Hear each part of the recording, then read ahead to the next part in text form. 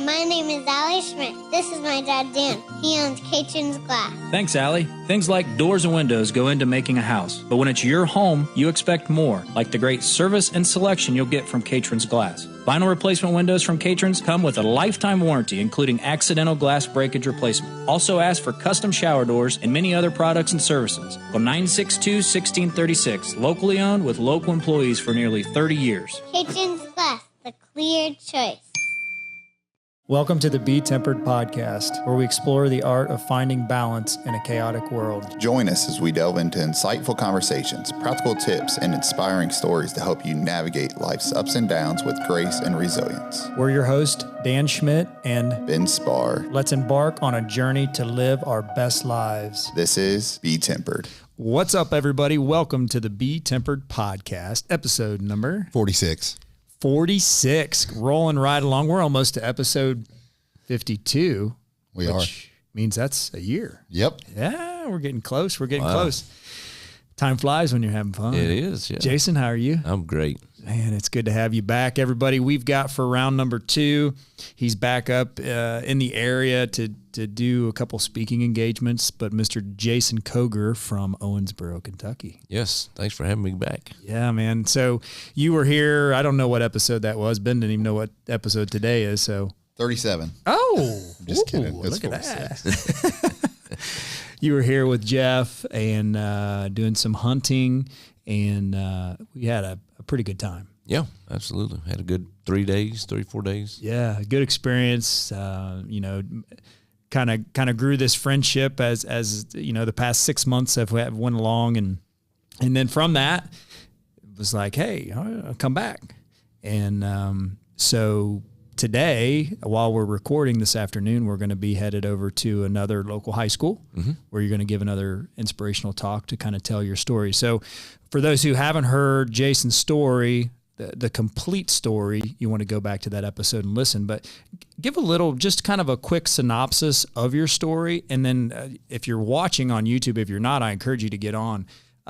We've got some of these prosthetics that allow Jason to do things that we all take for granted, having both of our arms and our hands and everything else. So we'll talk about those things, but just give a quick little synopsis of your story. Yeah. So I'm from Owensboro, Kentucky. I was in the construction field. I was a pipe fitter. And then March 1st, 2008, I went on a quick 4-wheeler ride around my grandfather's farm, and I came in contact with a down power line. It took 7,200 volts of electricity. And in order to save my life, they had to amputate both of my arms. I became the first person in the world with 2 bionic hands. And you know, through the story, through the last time we talked, obviously there was a lot of faith. You know, you have to believe. And I know last time we talked about John 13:7 that basically says that you may not understand now, but one day you will. And that's kind of something that's always been in my mind is I think I know my purpose now, but maybe I don't. You know, maybe there's still a lot more out there.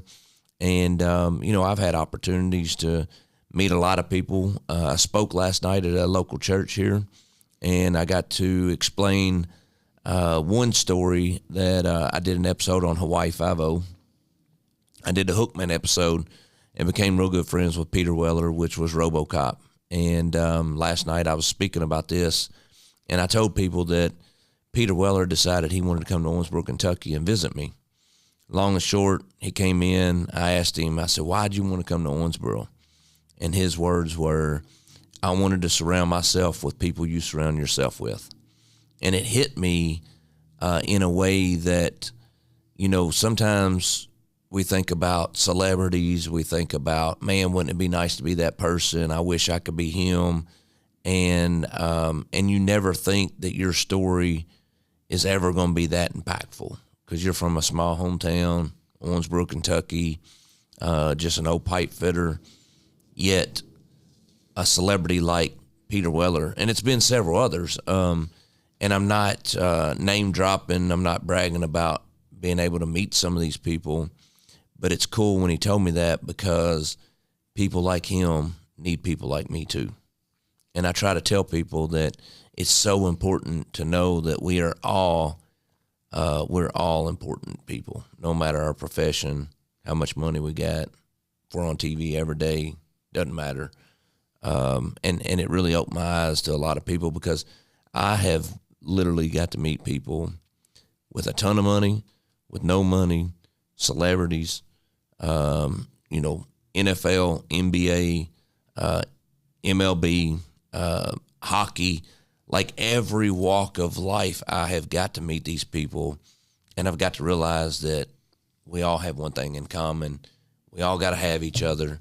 And the more that we can share our lives with other people, the better off this world is.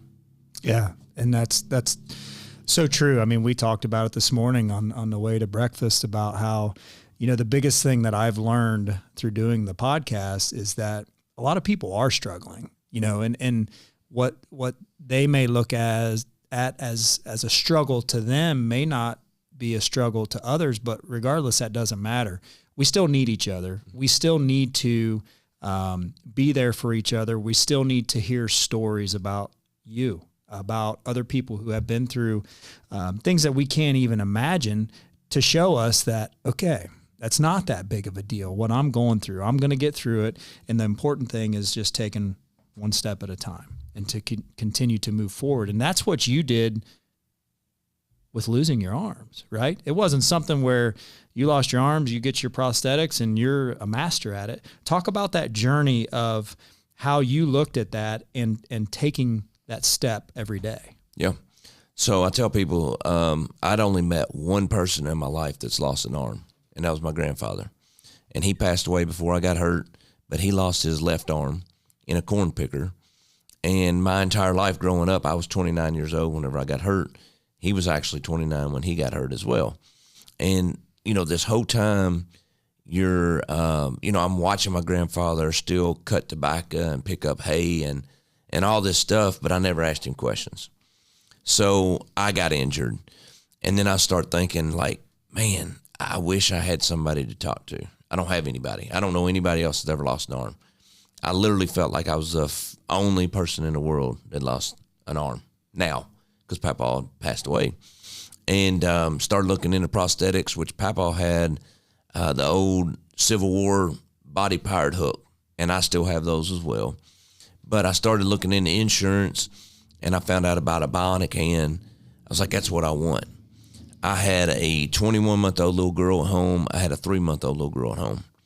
I was told I would never have any more kids, and I got a son now that's 13. I wanted, I think we all envision what kind of a dad we want to be. I wanted to be able to still do sports. I still wanted to be able to do all the things I want to do with a son and my daughters, So I started asking about these bionic hands, because I thought, man, that would be so much easier to be able to hold my kid's hand and walk across the street. And I tried to get prosthetics, and I get denied every single time. So 3 or 4 times getting denied with prosthetics, and they said that it wasn't medically necessary for me to have prosthetics. I finally, I was in the union. I was a pipe fitter, like I said a minute ago. And the UA president, Mark McManus is his name. Mark McManus had heard my story. I'm assuming he did some calls, and I got accepted to get bionic hands. So I became the first person in the world with the bionic hands just because my insurance said yes. The problem with prosthetics is you might go to a prosthetist on a street corner that gets the opportunity to do legs every single day and has never done an arm. They are still a prosthetist, and I wish that they would break it down to, a doctor's a doctor is what everybody thinks, but are you going to go to a knee doctor to get a heart transplant? No. It's the same thing with prosthetics. So a lot of people, what happens is somebody will make a prosthetic, an upper limb prosthetic. A guy will go home with a $150,000 hand and never wear it because the socket is not comfortable. Well, that amputee doesn't know it's supposed to be comfortable. I mean, it's a foreign object on your arm. I had that opportunity to go to a guy that does nothing but upper extremity. So it's very comfortable. It's supposed to be comfortable. I wear them 16, 17, 18 hours a day. I don't take them off. I mean, I wear prosthetics every single day. So what bothers me is if somebody says, yeah, I'm going to buy this $100,000 hand for his kid and it's in his closet, Well, the next person that goes to this insurance company and this, I don't even know what they are, what they're called, adjusters or somebody that accepts whether they get something or not. They say, well, Joe Blow had an arm I spent $150,000 on, and it stays in his closet. I'm not buying another one. So they think that the terminal in the hand is junk, and it's really the cheapest part of the whole process is the socket. Yeah. And it really stinks. So I really try to fight for insurance, and I really try to fight for people to go to the right person and make sure they're fitted right, because that affects me. But it gave me the opportunity to work for the Bionic hand company, and now I get to test stuff. I get companies send me stuff, want me to try it out, and it's awesome that I get opportunities to try so many things out. And the next thing about prosthetics is, yes, I got these really cool arms, myoelectric, Bionic hand, but you still got to have the body-powered stuff too, so you don't have to worry about dirt, water, whatever. I can still throw baseballs with my son, and I talk about my son now because my girls aren't doing that kind of stuff. But I can still shoot basketball. I can hunt. I can fish. There's nothing I can't do, right? But you have to have multiple tools, because it's like building a house. You can't build a house with just a hammer. You gotta have more than a hammer. And I don't like personally. I don't like adaptive equipment. So I don't wear adaptive equipment all the time, but sometimes I do have to. And we'll get into that in a minute too. But it's really cool where this prosthetic world has gone. I mean, the technology is unbelievable. Well, and as you say that, if you're watching on YouTube or if you're listening, I encourage you to go to YouTube and see some of these adaptive parts, right? Yep. So kind of talk about what we've got sitting here on the table and what they do and what they've allowed you to do. Yep. So I got asked to do a celebrity softball tournament, and I got to play with some people like Michael Irving, Zeke Elliott, with the Cowboys, several Major League Baseball players, hockey, NFL. And whenever I was going to go to this thing, I was like, I don't know how well I'll be able to catch. I can throw a ball with my body-powered stuff. I don't have to have an adaptive equipment. But how am I going to catch a ball? How am I going to hit a baseball? So I went to this event, and the thing that Dan's holding right now is the actual glove that goes on my left arm. It goes on my left prosthetic. And I told him whenever I played this celebrity softball tournament, put me in right field, because not a lot of stuff goes to right field. And the first thing, it was Gordy Gronkowski. And Gordy Gronkowski, which is Rob Gronkowski, all the Gronk brothers, he hit the ball, and I think it was him that it went right field. And I was like, crap, I got to catch this thing. And I caught the ball with that adaptive equipment piece right there, which looks like a lacrosse. That's what I thought it was when you pulled it out of the bag, yeah. And I caught the ball, and Zeke Elliott walked up with the Cowboys, and he smacked me on the butt, and he said, dude, that was the coolest thing that I've ever seen in my life. So that's the glove, and then down that holds the ball, the softball, I think it's inside. So that's how I throw a softball. The idea of that is like, you can put like a Frisbee inside of for a dog. Yep. Yeah. And whenever you throw it and you stop your arm, the Frisbee comes out. That is basically the exact same concept. So when I throw, once I stop my arm, the ball comes out. Yeah. So obviously you got to know where to stop, or you're going to throw it straight in the ground. Maybe we'll throw it to Kevin on the other side of the glass. Go for it. So it's super cool that's how I throw softball. And then this piece right here is how you hold the bat. Now, the problem with that piece is I think it was intended for somebody that only lost one arm. So now I can't put two hands on a bat.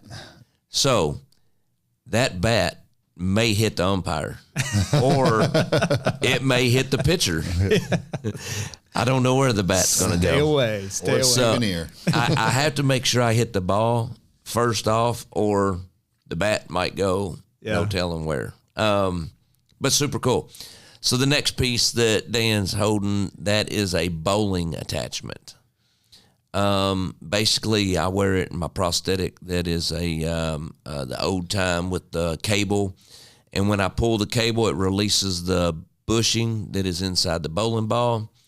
And when you're not pulling the cable, the bushing's spread, it's tight, so it spreads out and it holds inside the ball. The problem is you got to make sure that it's loose enough, but stiff. Tight enough. Yes.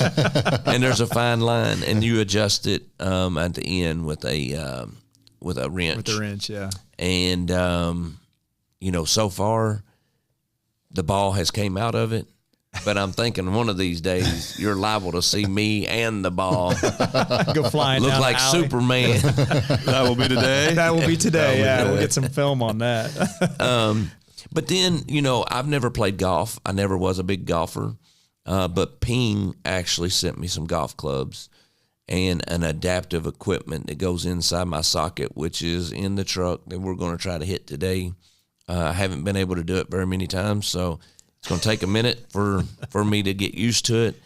But, all these companies, Ping and Softball, they make a basketball arm. They make everything. And it's really to get people back to doing what they love.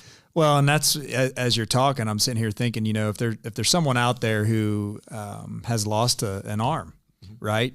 And they feel like, man, I can't do the things I used to do, or I can't do the things that my friends do. I mean, here's proof that there are all kinds of different apparatuses out there that will allow you to, it's going to be different, right? But you're still going to be able to do those things. That's what's really cool about seeing all these things. And hopefully if you know someone out there that has an amputation of any sorts that, is kind of down in the dumps, maybe this is a way that you can kind of get them back in action to be like, hey, we can go out and pass the ball. I mean, that's a pretty cool thing that these companies come up with. Yeah. And, last time we talked about failure, and failure is one of the best things you can do as long as you're strong enough to learn from it. And all this stuff that you get, you're not going to put it on and be in the major leagues or in the NBA as an amputee. It takes a long time to get used to it because you got to figure out those spots where your arm needs to stop for the ball to come out. I mean, it's a training. This is just tools to help you do it. And the rest of it is your mindset. And I tell people all the time, man, a mindset is what makes you successful. Being able to believe that there is a purpose for your life and know that God has a bigger plan than what you got. And all those things is what makes you successful or not successful. And, I get to talk to amputees all the time. And I'm not the only upper limb amputee in the world. I figured that out. But now I make sure that people know how to find me and get a hold of me because I want to help them. And I've made it where I never want somebody to be like, I lost 2 fingers. I'm not going to talk to Jason. He lost 2 arms. It doesn't matter if you lose 2 fingers, 1 finger. Yeah, maybe my accident was worse, or maybe it is worse to lose 2 hands, but you still lost something. I'm still willing to help you. You lose 1 arm, same thing. I don't want you to not talk to me because you look at me and be like, oh, wow, he doesn't have any arms, and I'm only crying about 1. You still lost something. And we all need each other. So it doesn't matter whose accident was worse. You still got to have each other. That's right. Yeah, and that kind of leads into something we were talking about this morning on the way over is, you spoke at the church last night and you talked about the peace offering that they gave you. Kind of talk about that and what you do with that, because I think what's amazing about you, and I know there's many people out there that give back like you do, but I think you go a little bit above and beyond in some situations, because if you talk about that peace offering and kind of talk about what you do with that to give back to those people who are really struggling, and specifically into the story about the lady going into the AT&T store. Yeah. So kind of talk about that. So, whenever I first became an amputee, I told my wife I want to be the best prosthetic user in the world. And I think in the back of my mind, I was thinking it's not going to be that hard because I'm the only one. And after I started, I think people from the last time, I was on CNN, I've been on Dr. Gupta, I've been on Hawaii Five-0, movie with Matthew McConaughey, Apple commercials on Super Bowl, like all these things has really pushed my story, and me doing the public speaking and podcast, and it opened up a door for me to see that there's a lot more people out there like me.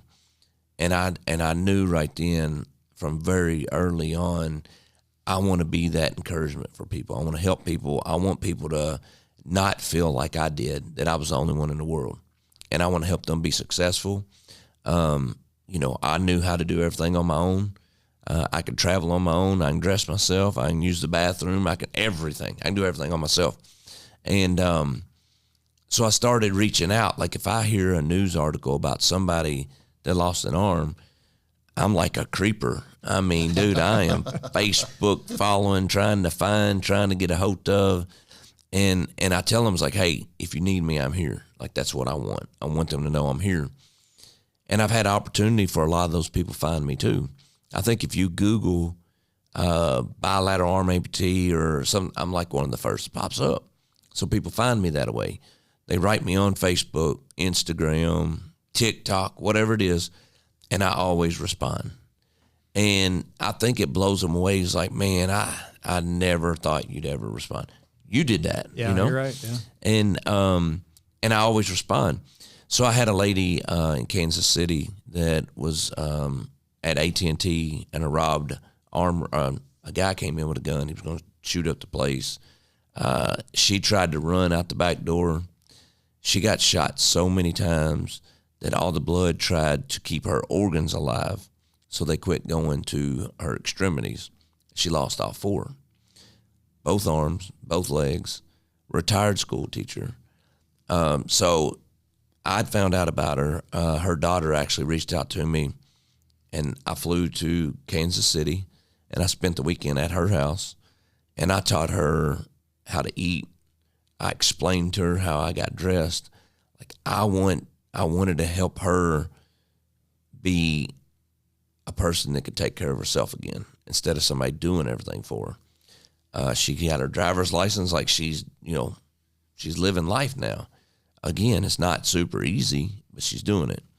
Then I had a kid from New Mexico that his mom and dad reached out to me, and I think this kid didn't really want to go to school anymore.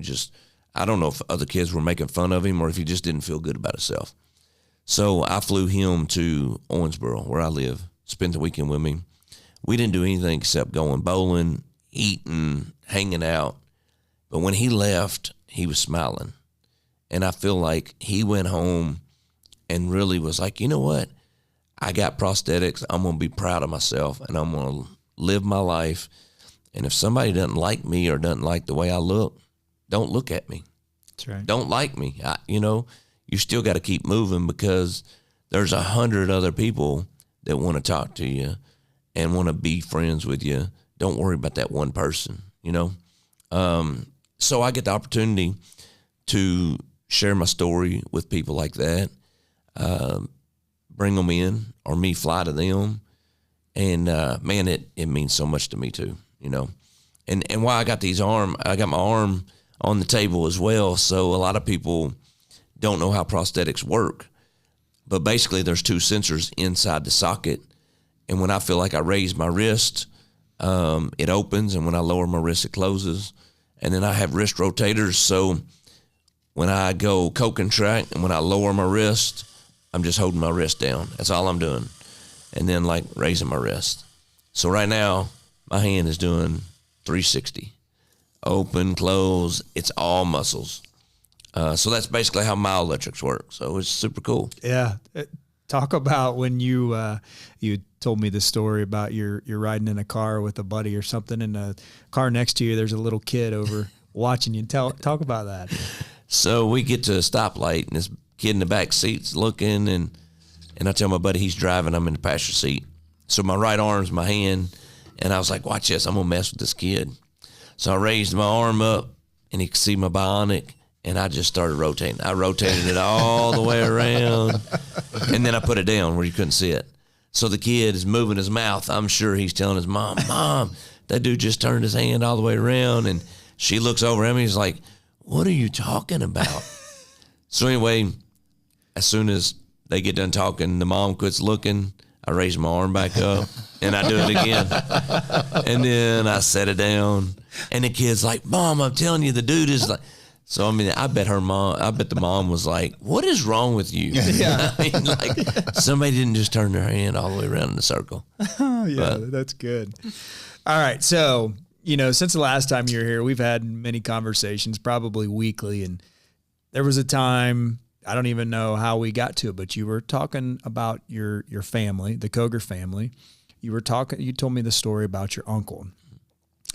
I'd like you to share that story. And what it's an unbelievable story, but talk about how maybe the family was perceived because of this uncle. And then I want everybody, once they hear the story, to recognize how the family is perceived now because of some of the things that you have been through. So kind of talk about that story and about your uncle and your family. So, my dad was raised up very poor. In 1984, he started his own company with $1,500 his name. My dad was a drill sergeant in the Army. He was the oldest sibling. Everybody looked up to him in his family. He was a self-provider since the age of 13. He would pick weeds out of a bean field for people or cut tobacco or whatever he had to do. Probably drove when he wasn't supposed to. Before he was 16, literally he was a self-provider. My grandparents are great people, you know what I mean? They just didn't have a lot of stuff. And then my uncles, I have 3 uncles and then an aunt. So there was a total of 4 of them. I'm not counting my dad. So it was 3 uncles, 1 aunt. And, growing up, we were a very, very close family. And, no matter, I feel like a lot of people knew my family because my dad was very active in the community. When my dad started his construction company, he really started giving back to the community, Christmas wish, all that kind of stuff. And I got to watch that, which was really cool. My grandparents had never owned their own house. My dad bought the first house. The first amount of money he made, he bought a house and gave it to my grandparents. So they got to live in a house that they didn't have to worry about turning on electricity, turning it off, and owning something, But my uncle, one of my uncles, so my dad was a pipe fitter. I was a pipe fitter. I got an uncle that was a Boilermaker, another Boilermaker. My grandfather was an electrician. I had another uncle that was a Teamster. So we had all trades figured out. Yeah. But my uncle, Dwight, one of the best guys you can meet, just, he's great. And he got involved in some bad stuff, some drugs. And really, I don't know if he was ever a user or not, but he hung out with some pretty rough people. I remember growing up and seeing some of these people that he was hanging out with and just hearing that, it was trouble. And it was January 6th, or it was before January 6th, maybe a few weeks before that. My uncle was at Christmas. I was probably, 12 years old, 11, 12 years old. And my uncle would not come into the room where we were opening gifts. And we were a pretty tight family, and I thought, man, that's kind of weird. So I went to the kitchen, and my uncle was kind of bent over, and I seen this pistol in the back of his pants. And I grabbed it. I was like, what are you doing with the pistol? And he said, man, sometimes you got to take care of yourself, And I thought, all right, cool. I really didn't think nothing about it. Well, January 6th came that morning, and my uncle actually came by the house. And I'll take it back. On January 5th, my uncle came by my house, and he was like, hey, I want you to know that I'm going to Eastern Kentucky. We had some family in Eastern Kentucky. Eastern Kentucky is pretty rough. You don't mess with people in Eastern Kentucky. And so anyway, he said, I think I'm going to go to Eastern Kentucky. And he said, I just want you to know I love you. He said, you never know what's going to happen in your life. You just, from day to day, you just don't know. And I just want you to know that I love you. If I don't ever see you again, I just want you to know that. So January 6th morning, early morning, phone rang at our house. And my dad answered, and here I am, a nosy little 11, 12-year-old kid. I pick up the phone, house phone. We didn't have cell phones then. Yeah. And I pick it up, and I hear, this is Sheriff's Department. Your brother Dwight has been in a shooting. And I thought, oh my gosh, man. And I knew my uncle had been in some stuff. My dad didn't let me really hang out with my uncle a whole lot by himself, but still loved him. Right. I remember going to the hospital. I remember Dwight getting to the hospital, going into surgery. And as he was in surgery, we had some police officers that was asking us questions, and come to find out there was at least 2 people that was in the shooting. Well, we were sitting there thinking, wow, somebody came in and shot my uncle, shot this other guy. And so we started learning more about it. My uncle got out of surgery, and I remember going into the room and people calling my dad saying, hey, you need to take pictures of your brother for evidence. And I remember seeing my uncle's chest, and he had bite marks all over his chest. And I remember seeing his hands, and the end of his hands had gunpowder and kind of messed up on the end of his hands. And then I remember there was a bullet hole right below his belly button, and it exited his left butt cheek. And then I remember seeing his privates like swollen and black and blue where he had got kicked and beaten. It was just a broken nose, black eyes. He was just unbelievable what it looked like. And found out later on that this guy and my uncle were buddies, and they were both, I'm sure, doing stuff they weren't supposed to be doing. I'm assuming, and nobody will ever know because the other guy passed away, I'm assuming that it was a bad deal went on, and I don't know. I don't know what happened. But I know that one guy died and my uncle was beaten to death. And, I was around, went to court every day with all this, and found out that the guy that passed was the other person and my uncle. They got in a fight. And my uncle was protecting himself. And, this guy died, and my uncle was beaten so bad. And long and short, he went to prison for manslaughter. And I grew up seeing my uncle going to prison, going to visit him, hearing those doors shut behind you, watching, my cousins, his kids grow up without a dad. Man, it was awful. It was just awful. And I tell people sometimes about my uncle, and it's like, they're like, and when I tell them, like, he's one of the best guys you could ever meet, like, he would literally do anything for anybody. He just got the wrong stuff, and it caught up with him eventually. And I remember, like, I'm never going to live my life like this, ever. Even though I loved him to death, I've learned a lot of stuff through him. And my uncle's passed away now. He passed away, less than a year ago, a few months ago, and spent his whole life in prison, got out, and immediately had a stroke and lived his last few years in a nursing home. And it's like, man, here I am, 12, 13 years old, and I got to see this my whole life. And I feel like growing up at 12, 13, 14 years old, people knew who my family was because they knew we were good people. But I'm sure that there were parents like, I don't know if I need my kid to hang out with them. I don't care if they hang out with Jason, but maybe not at his house. There were some people that wasn't like that as well, but right. You just always felt like people were judging. And then, people learn who my dad is. My dad was a county commissioner, and my dad was always doing great stuff for a lot of people. And then my accident happened, and, I did several events where RoboCop came into my house, and we did an event called Handing Back, where I raised $18,000, and I gave $18,000 to my, 7 different local charities. And then it was $21,000, and I gave $21,000 to the elementary schools for Christmas Wish. And I tell those stories not because I'm proud of what happened back then, obviously. And my dad definitely, he wasn't proud of what had happened, but he still loved his brother. And sometimes you just got to learn from mistakes. We all make mistakes. None of us are perfect. No, and you're right. And I think the importance of that story is that, we all have family members that, right, wrong, good, bad, indifferent. We've all done things we probably shouldn't have done. But what I think is important to that story is that, that your uncle was a good man. Yep. Like, he was a good man. He was just caught up in some bad things.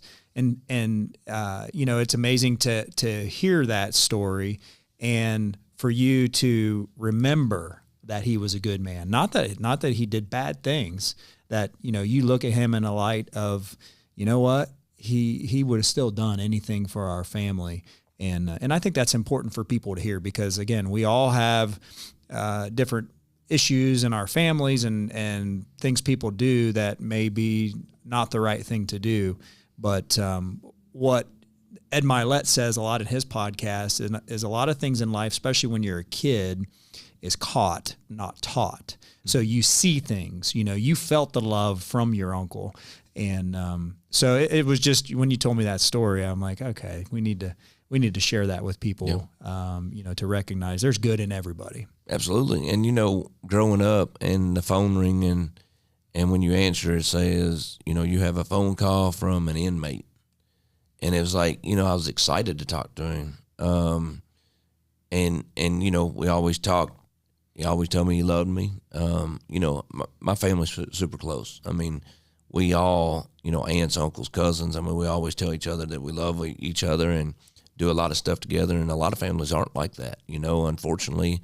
And, we've always done Christmas and things together. But I seen so much. I tell my kids about it all the time. It's like, consequences are real.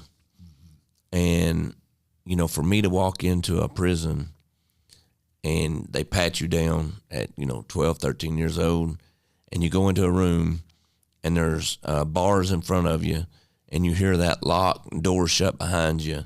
And then the next one, you hear a buzzer go off, that door opens, you go in, you see the razor wires, you go into the lunchroom where other inmates are. There's no glass that you see on TV. You're in there with other people. And, they're sitting in a certain seat so that there's cameras on them all the time. And the chairs and tables are just a little bit below your knees, so you can't pass stuff underneath the table. But you're in there with other people, and you look around and you see people that look very smart and probably got in there for fraud. Then you see people in there that look really rough. And it's like, you look at how people are raised and the choices that you make.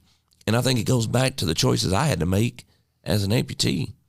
I could have been depressed, quit, didn't want to live.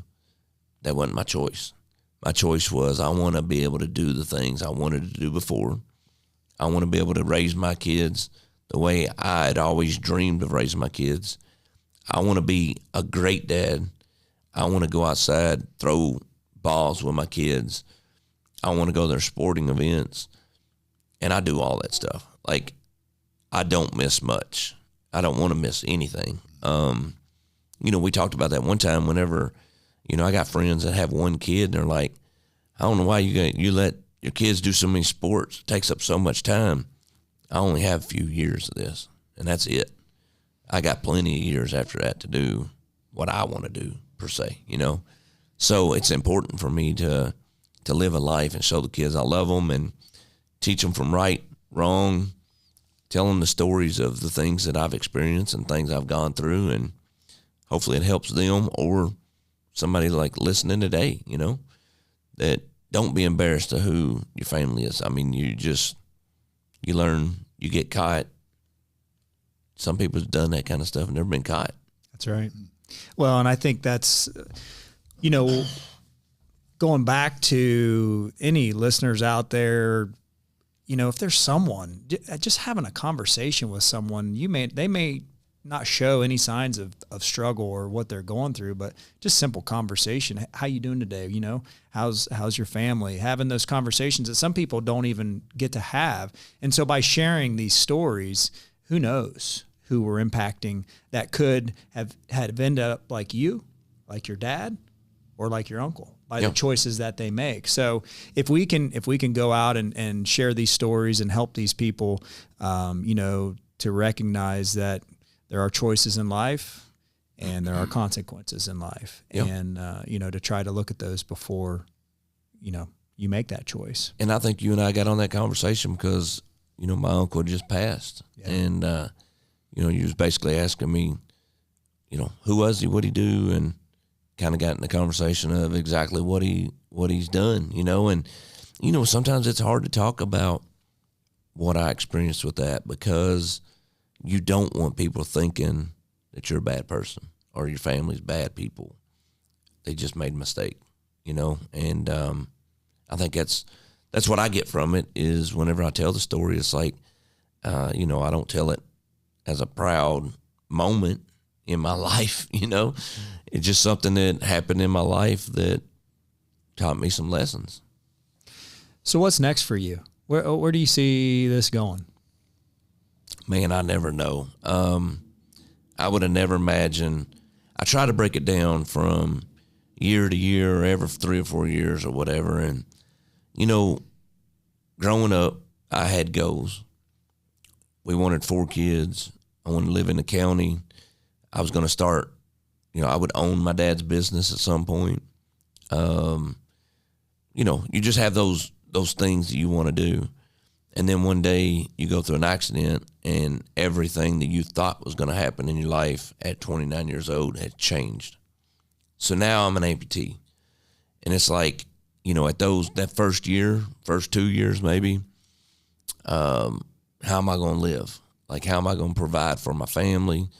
We only have 2 kids at the time. Is there going to be any more? How would I do the sports? I'm not going to be the dad that I really wanted to be, And then you think about, my wife doesn't get very much out of, people don't see what my wife has done, the things that's happened. She's 28 years old. She could have left me, and obviously I probably thought, man, if she rolls up and leaves, like, can you blame her? Like, this is not the life she wanted either. And it's just so much of I don't know. But I still had the faith. My wife's always had faith. And when we got married, I think we truly were through better for worse. And was it hard? Yes. Did we struggle? Some, Did we fight? Probably. And then things just started happening because we laid our lives and we let God, before that, we allowed God in our heart and just kind of, and it's hard to say sometimes, but we just walked the path that he laid out. That's what we've always done. So it was one of the things, it was like, you know what, I don't know how, but I'm still going to walk this path. We'll see what happens. And I just kind of, and it's super hard. I mean, you lay stuff down and you don't really understand. You just start walking and don't look behind you. And then doors started opening. And then people started asking me to do public speaking. So I started speaking. I actually failed public speaking in college. It's hard to believe. So I was like, now I'm getting asked so many times without advertising. I still don't advertise much. And I start speaking and I tell my story and people are like, do it again. I'm calling somebody else. And it's got busier. Then I started working with the prosthetic company. Now I'm their test dummy, and and I get everything that comes out brand new because they know I'm going to use it. I'm going to try and I'm going to see what happens. And I'm going to tell them what it does, what it don't. So I've had this opportunity to see how technology has really grown. And there's some big things coming that I'm probably can't even really talk about yet that I kind of know a little bit about. But, man, just what's going to happen is going to be unbelievable. Hopefully I see all this stuff. The speaking has gotten more. I'm starting to feel more comfortable. I'm really hard on myself. So most of the time I'm like, did everybody like it? Because I don't know. I don't think they did. But then it's like, yes, everybody loved it. And then you get asked it again.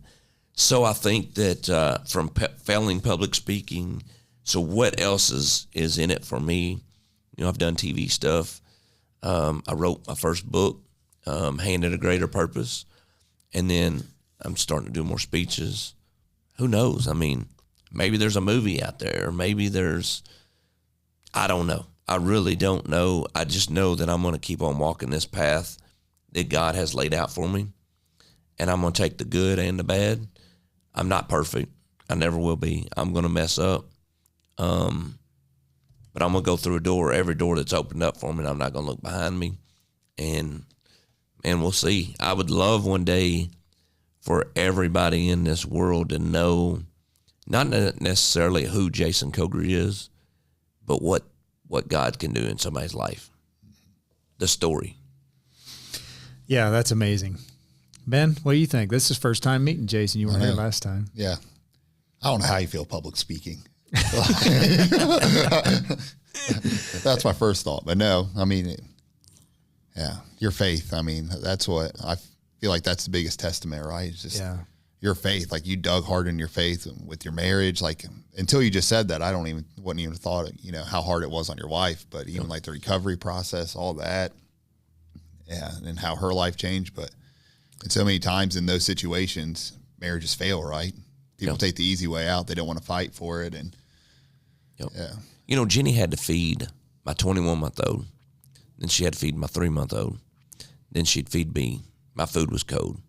Then she'd feed herself. I know her food was cold. Mm-hmm. Same thing giving a bath. She would give my 21-month-old a bath. She would give my 3-month-old a bath. She had to give me a bath. Then she gave herself a bath. You know what I mean? Mm-hmm. And there was times where she was just, I don't even care if I take a shower myself. Mm-hmm. I just want to go to bed. I'm just tired. So that first year was, there was a lot of hard days, man. It was just, but every day you woke up, it's like something's going to happen today and it's going to be a little bit better. And tomorrow's going to be a little bit better, And I seen a speech from Tim Tebow, and he talks about setting goals.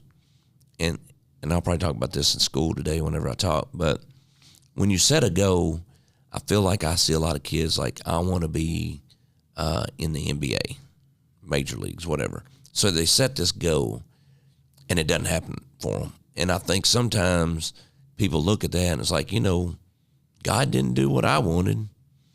But Tim Tebow had basically said that in order to reach a goal, you have to be passionate about that goal. Mm-hmm. And I think it was the 12th century Latin meaning of passionate is to suffer, which is totally different than something you would think. So he says you have to be passionate enough that if you fail the bad days, that you keep going and you still try to reach the goal that you want to reach. And if you are willing to fight the bad days, the good days, the hard days, and you continue to try to reach that goal, you're very passionate about it, you're probably going to succeed in it. Where most people just give up. Most people, that first failure, I'm done. And that's why they don't reach that goal, because they're not passionate. And you got to learn to keep going. Yep. Right? You got to keep learning to take that step. And you talk about, following God's path, right? And I just, we had breakfast this morning. You met Maddie and Brian. And Brian and I had a long conversation last week about control, and it's hard for me. You talk about faith and you talk about, being prayerful in your life and doing good things. And with all that I do with business and sports and family and all those things, I'm not a control freak, but I try to control it, right? Because you got to kind of manage all those things. And, Brian made the comment, he's like, man, why are you trying to control everything?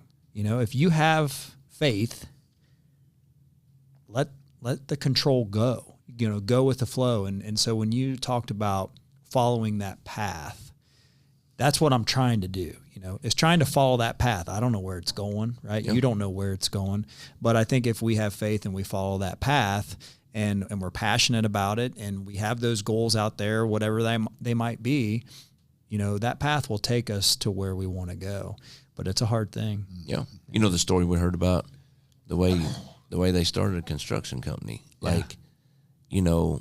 zero money. He was hungry. That's what it was. Yeah, his back was against the wall. Yeah. And he was hungry, and that's how he started his company. And Seems like he's doing very well. Yeah. And when you're hungry, things happen. Yeah.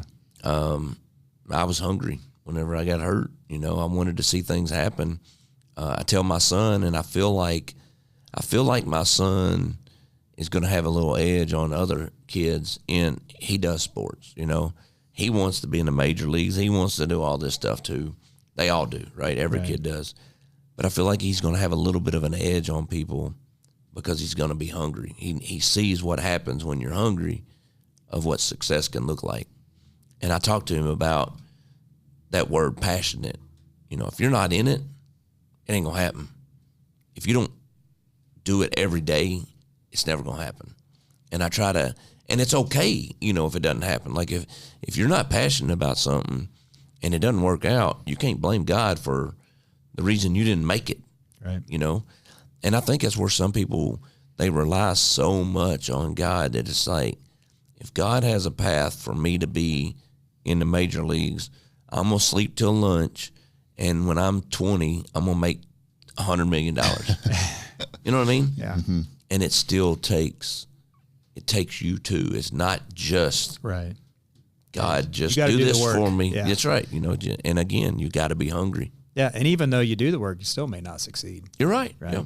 Yeah. Because And that's okay too. Yeah. That's not the path. Yeah. You know, that's not the path you're supposed to be on. And you got to have the faith to do it. And I mean, Yep. you know, one of the things that I feel like a lot of people are scared to take that step, right? Or scared to take the chance that maybe would have opened the door for MLB or, you know, whatever dream that you're praying about. And that's another big thing. Like, you have to have the faith to believe in God. Yeah. And, you know, that's one of the things, like when you're saved or however your faith is, you know, the Holy Spirit comes into you.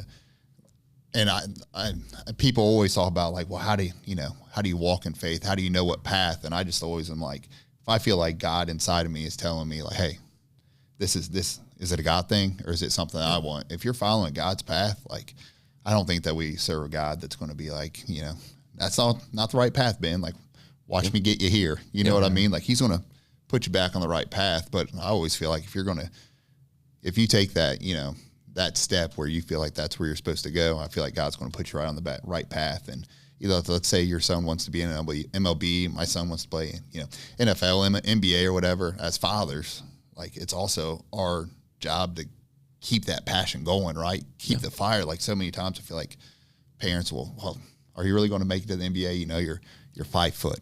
You're not going to make it to the NBA. No, like, screw that. You know, find a niche, try to get there. But what's going to happen is they're going to have the passion. They're going to develop the work ethic. They're going to, you know, have the tools to succeed or whatever life goes after that passion falls out or after that dream dies. They're going to have the passion and the work that they had at that they can move somewhere else, that they'll learn. You know, we learn stuff every single day. And we all know that the chances of making NBA in, you know, whatever it is, whatever that sport is very, very slim. And you're exactly right. I think some parents are like, hey, listen, dude, we're doing this for fun. It's never going to work because 1 in a million. But I teach my son that he may be that 1 in a million. Right. Like, I don't want him to give up or not think that it's even a possibility, because it is a possibility for anybody. Right. But I also teach him that if it doesn't work out, it's not that you failed in life. Right. It's just not your path. So it's a fine line. It's super hard. And you know, talking about faith too is we all are sinners. We all do wrong. I told you a story about my uncle, and he was on his deathbed when he had a stroke. And I don't know if my uncle was ever saved, you know, through all these years. I have no clue. But I can tell you, weeks before he died, he asked for somebody to come in and pray with him. And his last couple of weeks, I truly believe that he was saved. And I believe that he's in heaven, you know, even though he did wrong, even though things happened. I think that he asked for, you know, to be saved, and he wanted to, you know, I'm sorry, and understand that, you know, God's there. I mean, he talked about it a lot last couple of weeks, you know, the few weeks before he passed. Yeah. So I got to witness that as well. You know what I mean? Like, I'm telling you, when I tell stories, I think people look at me and they think, he's kind of full of it. Like, I don't think all this stuff has ever happened. I've got to see some really, really amazing things. You know, just like I said about RoboCop wanting to surround himself with people I surround myself with. People in Owensboro, Kentucky, they should be very proud of that, because the people that I've been around my life, my mom, my dad, you know, my wife, my cousins, my sister, like in-laws, everybody I've been around has formed me to the person I am today. It's not just me, you know, and I do get all the credit, you know. I mean, people see me and they see that I'm different and that I'm successful, but so a lot of times I do get all the credit, but I don't deserve all the credit. I mean, you know, it's literally faith, family, friends. There's been a lot to form me to who I am today. Yeah. Yeah, and that's what life's all about, right? You know, it's about your family, it's about your faith, it's about, you know, persevering through whatever comes your way, you know, just to keep going. So, Jason, as we close this thing out, you got any final thoughts you want to leave with the listeners? You know, I do. No matter what happens in your life, if you want something, be hungry, you know, and be passionate, and live the ups, the downs, figure it out, try to understand that, you know, life's not perfect and it's never going to be perfect. And if somebody tells you it's going to be perfect, they're lying to you, because life is hard. Life is definitely hard. And you know, you start looking at, man, we could go into politics or anything else, right? And at the end of the day, I tell people, our country's so divided. And I don't know how we'll ever get out of that division that we have, but it shouldn't matter who we vote for. It doesn't matter the things that we think. Once somebody is in a leadership, and I don't know why I'm talking about politics, maybe this is something totally different too, but once you're a leader, whether it is politics or anything else, you should support that person. You should want more for us personally, more for our country. We have a politician, we have a president right now that we should all support. Whether you voted for him, you didn't vote for him. Same thing with not politics or somebody you look up to. You should always support somebody that's in front of you. And, you know, you just, we all need to be one. We all need each other. Again, I know I said that earlier, and I wouldn't be who I am today. I wouldn't be as successful as I am today if it wasn't for me needing somebody and somebody being there for me. And I think that's why I am there for other people, because it's not that you know, it's funny. I had another bilateral arm amputee that is in the TV business. And when I got that show on Hawaii 5-0, because I wasn't looking for it, he called me and he was like, I just want to let you know that I'll never lose another job to you again. And I was like, okay. And he said, I'm going to order me some of them Bionic hands. And I just ended the conversation. I was like, you know what? You still got to be a good user. Yeah, that's right. And it's people like that doesn't want to see anybody succeed. I'm totally different than that. If I can get somebody to succeed more than myself, I'm considered the best prosthetic user in the world. If I can make somebody else the best user, hey, that's great. You know what I mean? I'm not too good to help somebody be better than me. And I think we all have to have that. I think you get people's like, I want to have more money than them. I want to be more successful. I want to have a better business. I want this. I want that. I want it better than everybody else. And really, man, it doesn't matter at the end of the day. We just got to help each other. We got to love on each other, give each other hugs, and encourage each other to live a full life.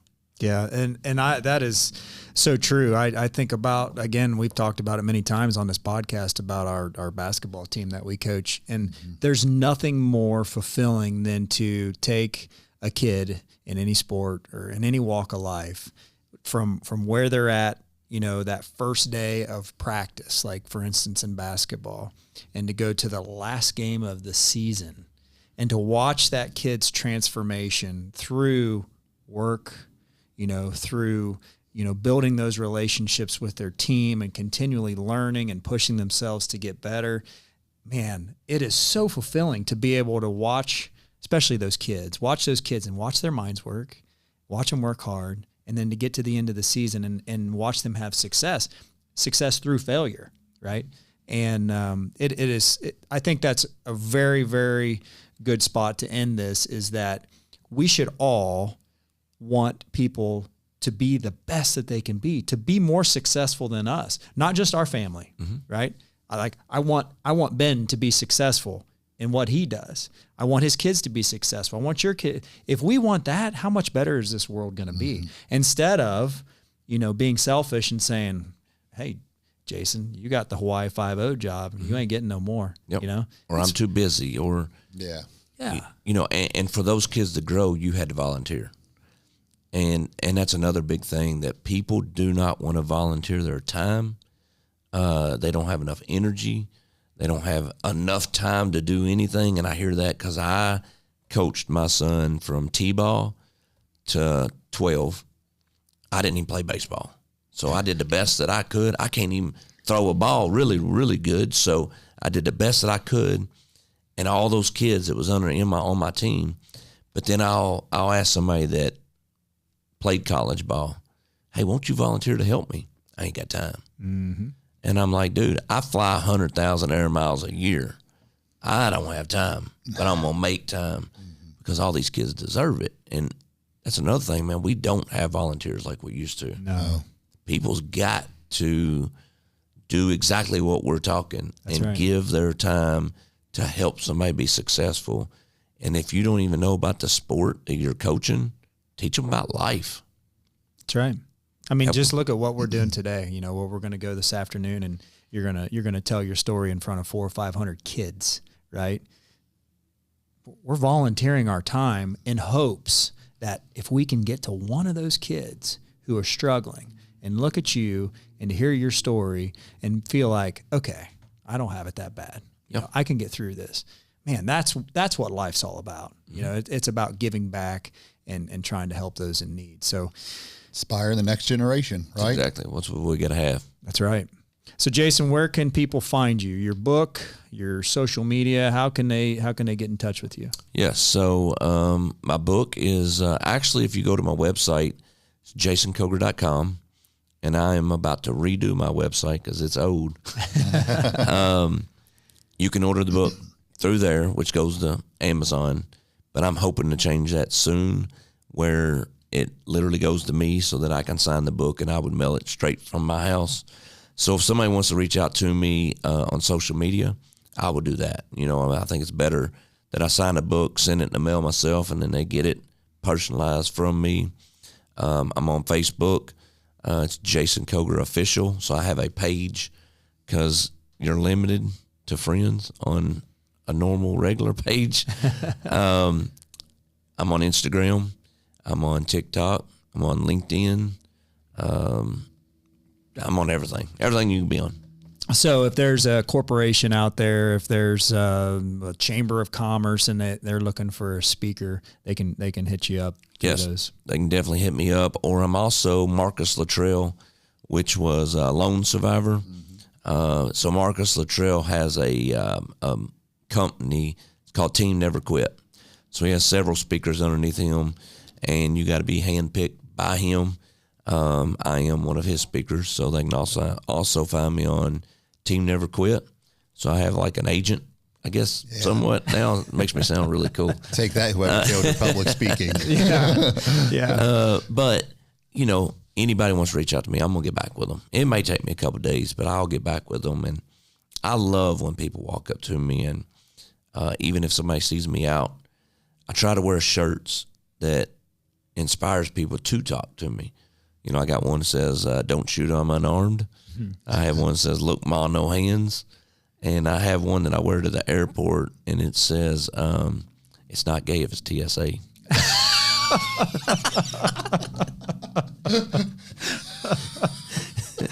Well, are we wearing that? Oh, That's good stuff. Well, Wasn't ready for that one. I wasn't either. That caught me off guard.